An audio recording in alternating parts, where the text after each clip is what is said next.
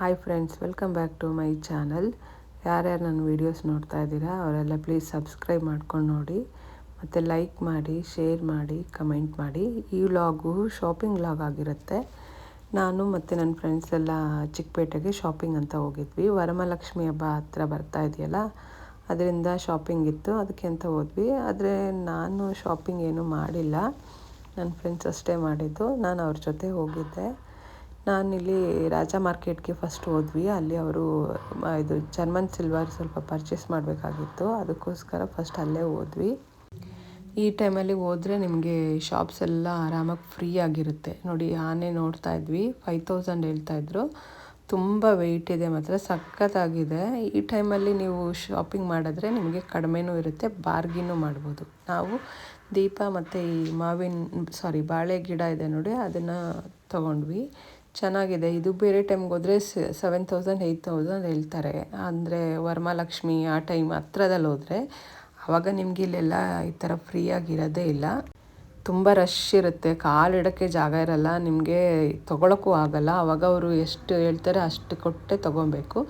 ನಮಗೆ ಯಾಕೋ ಅಲ್ಲಿ ಸ್ವಲ್ಪ ಅದು ಚೆನ್ನಾಗಿರಲಿಲ್ಲ ಐಟಮ್ಸ್ ಅಂದ್ಬಿಟ್ಟು, ಮತ್ತು ನಾವು ಅವರು ಇನ್ನೊಂದು ಅಂಗಡಿ ಇದೆ ಅಲ್ಲಿ ನಮ್ಮದು, ಅಲ್ಲಿ ಹೋಗಿ ಅಲ್ಲಿ ಚೆಕ್ ಮಾಡಿ ಅಂದರು. ಅದಕ್ಕೆ ಹಂಗೆ ಇದು ರಾಜಾ ಮಾರ್ಕೆಟ್ ಇದೆ, ಚಿಕ್ಕಪೇಟೆ ಮೇನ್ ರೋಡ್, ಅಲ್ಲೇ ಆಪೋಸಿಟಲ್ಲಿ, ಅಲ್ಲಿ ಕೇಳಿ ಅಂದರು.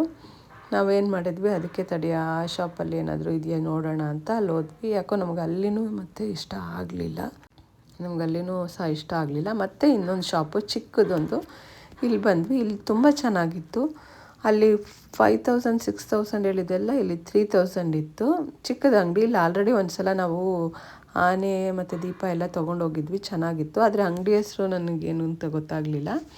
ಅಲ್ಲೇ ತೊಗೊಂಡ್ವಿ 6000 ಕೊಟ್ಟು, ಮತ್ತು ದೊಡ್ಡದೇ ತೊಗೊಂಡ್ವಿ. 6000 ಕೊಟ್ಟಿಲ್ಲ, 5000 ಕೊಟ್ಟು ತೊಗೊಂಡ್ವಿ. ಅದಾದಮೇಲೆ ನಮಗೆ ಲೇಟ್ ಆಗಿಬಿಟ್ಟಿತ್ತು, ಟೈಮ್ ಆಗಿದ್ದೇ ಗೊತ್ತಾಗಿಲ್ಲ, ಮತ್ತು ಹೊಟ್ಟೆ ಬೇರೆ ಹಸಿತಾ ಇತ್ತು. 3:30 ಬೇರೆ ಆಗಿತ್ತು.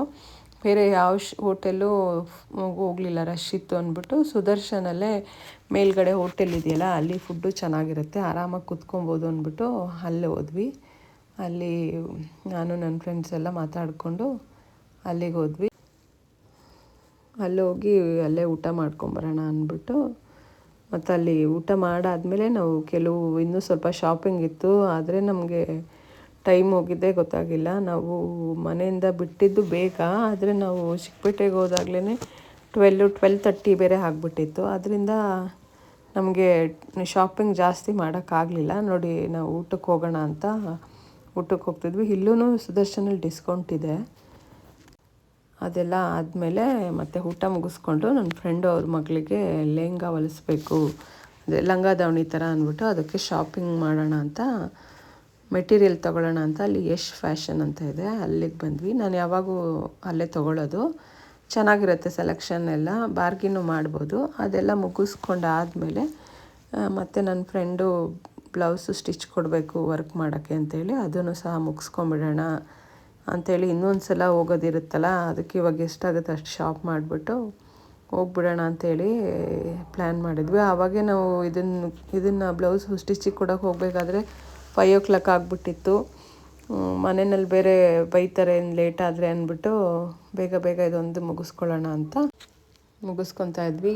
ನೀವುಗಳು ಯಾರಾದರೂ ಚಿಕ್ಕಪೇಟೆಗೆ ಹೋಗಬೇಕು ಅಂದರೆ ಹಬ್ಬ ಹತ್ರ ಇರಬೇಕಾದ್ರೆ ಹೋಗಬೇಡಿ, ಅದಕ್ಕೂ ಮುಂಚೆ 1 ತಿಂಗಳು ಮುಂಚೆನೇ ನೀವು ಶಾಪಿಂಗ್ ಮಾಡ್ಕೊಂಬಿಡಿ. ಯಾಕೆ ಅಂದರೆ ಹಬ್ಬ ಟೈಮಲ್ಲಿ ನಮಗೆ ಕಾಲು ಇಡೋಕ್ಕೂ ಸಹ ಜಾಗ ಇರಲ್ಲ, ಅಷ್ಟು ರಶ್ ಇರುತ್ತೆ, ತುಂಬ ಜನ ಇರ್ತಾರೆ, ಮತ್ತು ಶಾಪಿಂಗ್ ಮಾಡೋಕ್ಕೂ ಆಗಲ್ಲ ನಿಮಗೆ. ಅವಾಗೆಲ್ಲ ಅಂಗಡಿಗಳಲ್ಲಿ ನಿಮಗೆ ಕೇಳಿದ್ದೆಲ್ಲ ಕೊಡಲ್ಲ, ಏನು ಸಿಗುತ್ತೆ ಅದನ್ನು ಎತ್ಕೊಂಬಂದ್ಬಿಡಬೇಕು, ಆ ಥರ ಆಗಿಬಿಡುತ್ತೆ. ಅದರಿಂದ ನಾವು ಸ್ವಲ್ಪ ಶಾಪ್ ಮಾಡಿದ್ವಿ ಅಷ್ಟೇ, ಫುಲ್ ಮಾಡಿಲ್ಲ. ಈ ವಿಡಿಯೋ ನೋಡಿ, ಇದು ನಾನು ನಿಮಗೆ ಹೇಳಿದ್ನಲ್ಲ ನಾವು ಮನೆ ಕಟ್ತಾ ಇದ್ದೀವಿ ಅಂತ, ಆಲ್ರೆಡಿ ಲಾಸ್ಟ್ ವಿಡಿಯೋದಲ್ಲೆಲ್ಲ ಹಾಕಿದ್ದೀನಿ. ಇದು ಫೌಂಡೇಶನ್ಗೆ ಅಂತ ಎಲ್ಲ ರೆಡಿ ಮಾಡಿದ್ದು. ಇದು ಸಂಪು ನಿಮಗೆ ಲಾಸ್ಟ್ ವಿಡಿಯೋದಲ್ಲಿ ಹಾಕಿದರೆ ಗೊತ್ತಿರುತ್ತೆ, ನಾನು ಹಾಕಿದ್ದೀನಿ. ಅದು ಸಂಪು, ಇದೆ ನೋಡಿ ಸಂಪು. ಇದಕ್ಕೆ ನೀರು ಹಾಕೋಕ್ಕೆಲ್ಲ ಚೀಲಗಳು ಹಾಕ್ತಿದ್ದಾರೆ. ಇದು ನೋಡಿ, ಇದು ಕಟ್ಕೊತಾ ಇದ್ದಾರೆ, ಕಂಬಿ ಕಟ್ಕೊತಾ ಇದ್ದಾರೆ ಫೌಂಡೇಶನ್ ಹಾಕೋಕ್ಕೆ.